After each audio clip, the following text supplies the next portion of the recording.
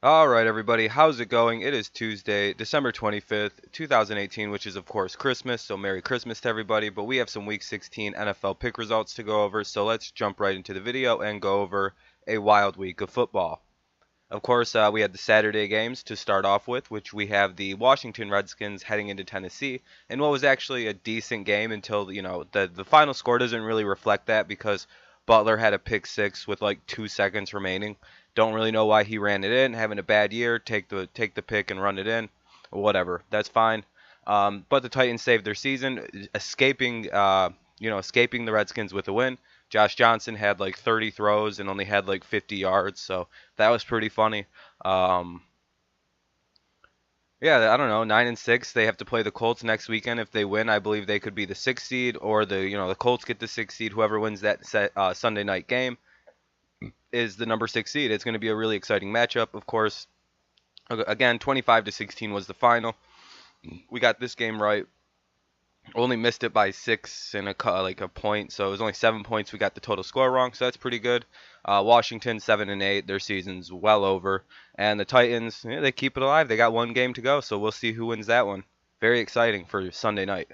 And then of course Saturday night game at 8:20, we had the Baltimore Ravens with a statement win, and with that win, they moved into first place of the AFC North, ahead of the Pittsburgh Steelers by one win, as I believe the Steelers are 8-6-1. That tie with Cleveland early in the year is actually starting to hurt them, as the Ravens sit in the playoffs and the Steelers are like the seventh or eighth seed, and the Los Angeles Chargers fell 22-10, of course, after a couple big wins. They were probably a little deflated, the emotion, the fiery. They just probably went into this game a little empty and got caught off guard by a really good defense. And I mean, you go from playing a defense. I think they just played Kansas City's defense, and no offense to the Chiefs, but if you go from playing KC's defense to playing Baltimore's defense, there's going to be a bit of a problem.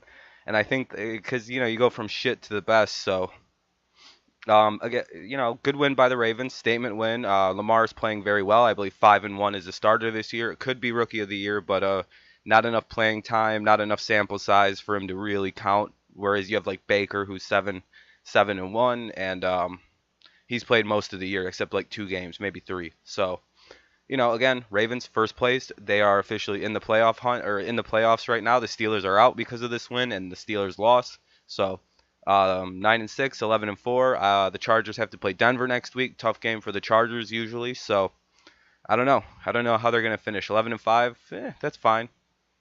More fitting of the seeding of the fifth seed in the wild card right now than what they were before. You know what I mean? Because it would have been weird if they were like 12-4 or like 13-3 with the fifth seed. That would have been really embarrassing for the team. So either way, that brought us to a 1-1 record because I thought the Chargers were going to pull that game off. I was a little doubtful of a rookie playing in a big stage like this, but Lamar won a primetime game, won it convincingly, played well, and led his team to victory. Good win.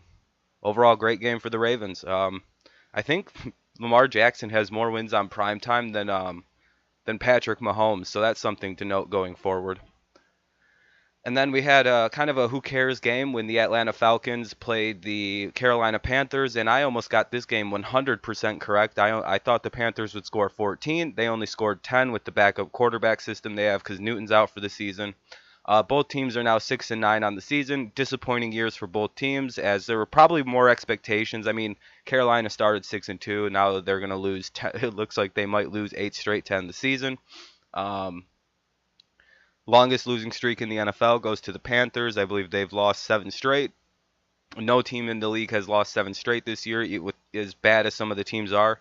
That's impressive by the Panthers. And Atlanta just had a disappointing year, 6-9. At least they won a game away from Atlanta this year, so they didn't lose all their road games much like the Packers did this week. So 24-10. Not much to say about that one. Another game there's not much to say about other than the fact that I'm pretty sure this game solidified Baker Mayfield's Rookie of the Year award that's going to be coming to him in the offseason when they give out all the awards and shit. He's got the team to 7-1.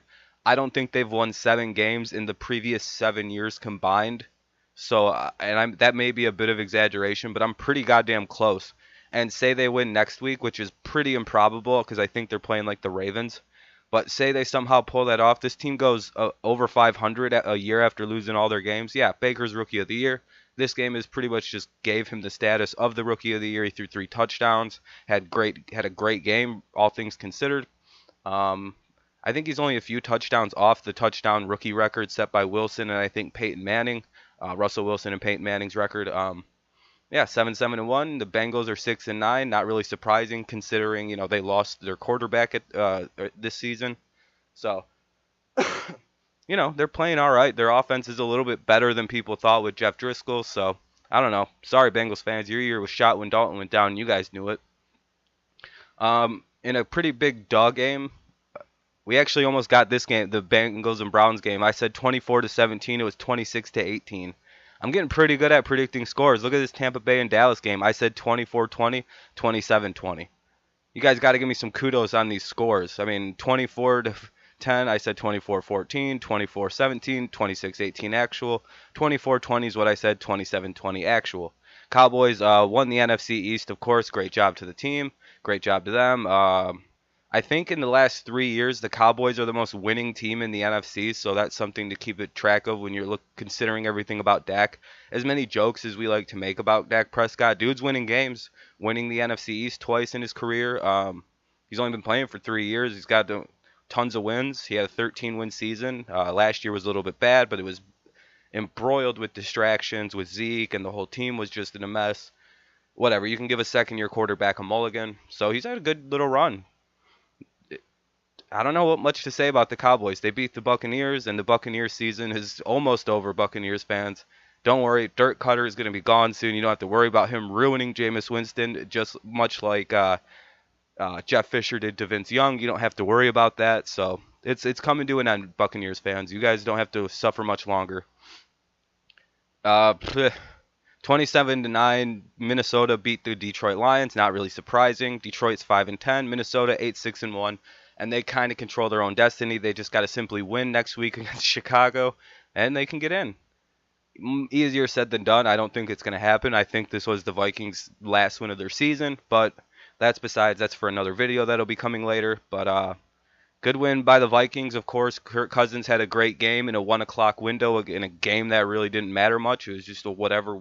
You got to beat a bad team, and he did in a non-big stage. Next week's game has huge implications, huge stage. And that's not where this quarterback shines for the Minnesota Vikings. He typically vanishes. So in order to shed some of those Andy Dalton comparisons that I give him, he's going to have to go ahead and win next week against Chicago and save his team's season. It's not going to happen, but it's something he's got to do. If you haven't noticed, I predicted all these games right who was going to win. And then, of course, the New York Giants and Indianapolis Colts. Very good game. The Colts stormed back after being down by like 21-0 to start the game. It was a really good comeback. Andrew Luck gave a fiery speech and brought his team back down and won 28-27 to set up the matchup against the Tennessee Titans. Both teams 9-6. They play Sunday Night Football. Winner gets the 6th seed. It's going to be quite the matchup. I'm very stoked for it. I don't know. Who do you guys got in that one? It's fun. It's going to be a good one. I think the Colts take it because I like their offense a lot better. And if Mariota's out, then the fucking Titans are screwed. So either way, that brought us to a 6-1 record. I thought this was going to be a breakaway week for me. I thought, oh shit, here we go. I'm going to have my best week. And I think I did. I went 12-4 overall, but like I think that is the best. But I think I've gone like 13-2 before, so it's whatever. But I'm very proud of this week compared to last week. Trust me. All right, so that's 6-1. Not much to say more about that game. Giants season's almost over. Don't worry, Giants fans. Maybe you guys can get some O-linemen and a defense in the offseason. I got this one wrong. Jaguars went and played the Dolphins. Not much to say about this game. I don't really know what happened in it. 17-7. I didn't watch it. Just being honest. 17-7. Dolphins 7-8. Jacksonville 5-10. Hopefully Jacksonville go gets a quarterback. Joe Flacco is going to be available. Nick Foles might be available. Go get somebody. Like, go get a quarterback, Jacksonville. Save yourself. Save that defense going to waste. Do not let that defense go to waste. And then the New England Patriots clinched the AFC East for the 15th time, I think, with Tom Brady. And That's clinching the AFC East for the 15th time, I believe 10 straight years, setting the NFL record now with the New England Patriots. Congratulations to my favorite team. Of course, it was over Buffalo. You know, one thing I could say about Buffalo's season, I think it's been bad, but I think they allow the fewest passing yards per game for like having the best passing defense in the NFL. So that's a little bit of a weird thing about that team. I may be off by on that, but like they're really good at passing defense. So that's, I guess, a strong takeaway. And Josh Allen looks like a pretty good quarterback in the future. Runs well, throws pretty well. He'll develop nicely, I think. AFC East has a future with Darnold and goddamn Josh Allen. So sucks that the two most touted quarterbacks ended up in the AFC East and they actually looked pretty good as rookies this year. So that's a little interesting. But the Patriots, of course, won 24-12. I thought they'd win. Get this, 24-10. I only missed this one by 2 points. So more correct games, more very close scores. Anyway, then a game I picked as my upset, the 20-14, turned out to be 44-38. Green Bay ended up winning in overtime, so I was really close to the Jets pulling this off. When I was watching it, I was like, I picked an upset. But Aaron Rodgers wound up winning against the Jets in overtime. Not that great of a win in my opinion. To save the season and go 6-8-1, even though they're out of the playoffs, they ended up winning. I guess good for them. Cool. Not much negative to say, I guess, except you had to come back in overtime to beat the mighty, mighty Jets. So Sam Darnold had a good game. Good for him. I like Sam Darnold. I'm a big fan of the Darnold. Both teams have bad seasons, so there's not much to talk about. I didn't really watch the game, so. And then, of course, a very good game. I thought was going to be a game-winning field goal, and it wound up actually being a game-winning field goal. If you go watch this predictions, I said the Texans and Eagles game would come down to a game-winning field goal by the Eagles, and I was 100% correct. It was actually 30-29 when he kicked the field goal to make it 32-30 final. I thought it would be a 28-28 tie. Kicked the field goal, 31-28 final. Very close to predicting that game down to the score. I predicted it down to the fucking way the Eagles would win the game. 32-30. I said game-winning field goal. Boom, game-winning field goal. 8-7. Patriots get the number 2 seed as the Texans fall to 10-5. Great for me. Great for the Patriots as they desperately need a first-round bye just to relax their bodies and get a break. Also gets us away from possibly having to play the Ravens, which is my worst nightmare as a Patriots fan, is running into the goddamn Ravens in the playoffs. Oh. Anyway, good win by the Eagles to save their season. Nick Foles, with this win, will probably be a starter for a different team, if not the Eagles next year.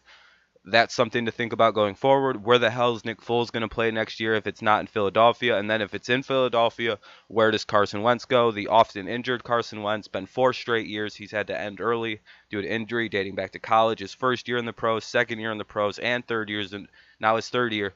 All injuries, all shut down early. Kind of sad. I hope he gets better. I hope they can fix it. But some guys are just injury prone. I got a couple games wrong. Of course, the Jets and the Dolphins game I got wrong. 8-3 record so far for the week, doing really great. And then 4 o'clock games, I got all these right. The Rams won 31-9. I thought I was only 4 points off. I thought 35-9, but the Rams won 31-9. Give me some credit. Another close pick. Not much to say about that one. 12-3, great season by the Rams again. That's like that's 26 wins by Jared Goff in 2 seasons, by the way. 26 wins by Jared Goff in 2 years. That's incredible. I think actually the Rams might be the more winning team. But I think they had a really bad first year when Dak was in the league, so I don't know. They might have won 4 games or some shit. What is this? 24-10. Oh, no. Okay, 14-9. The Bears beat the 49ers. Told you it was going to be a trap game. It was going to be super close. The Bears are exhausted after the couple games they've played. The 49ers kept it close, played them very hard, played them very well, showed a lot of promise for next season.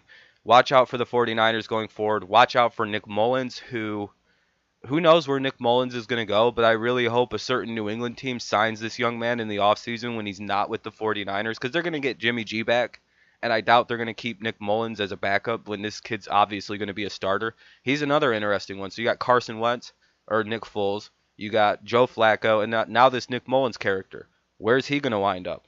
Hopefully New England. Maybe Jacksonville. Who knows? He's a very efficient passer. He's got some of the best numbers for a rookie quarterback this season. A little bit like efficiency wise. You can go look, those are the numbers you want to look at. Is the efficiency numbers as a rookie. If they're really good, that's a sign. You know, something's going on with Nick Mullins. So and it was a good game. But best game for the 49ers this season other than when they upset the Seahawks last week. So great little end of your season 49ers. Way to play for pride and not just tank it for draft picks. I like that. The New Orleans Saints, I thought they'd win 31-17. They won 31-28. It was a good win, game-winning field goal by the Saints, I believe. It was just a good game. Saints ended up clinching the #1 seed and home field advantage throughout the playoffs. Great win by the Saints. Great dominant win at home. Pushed the Steelers out of the playoff consideration down to the 7th or 8th seed in the actual AFC playoffs. Thank you, New Orleans. Thank you. Fuck the Steelers. You can go ahead and have your first win against Tom Brady in like 8 games. We'll be in the playoffs, Pittsburgh, so enjoy that. Great, good job, New Orleans. And that brought us to 11-3 as we got all these games right, and we were 8-3, so 11-3.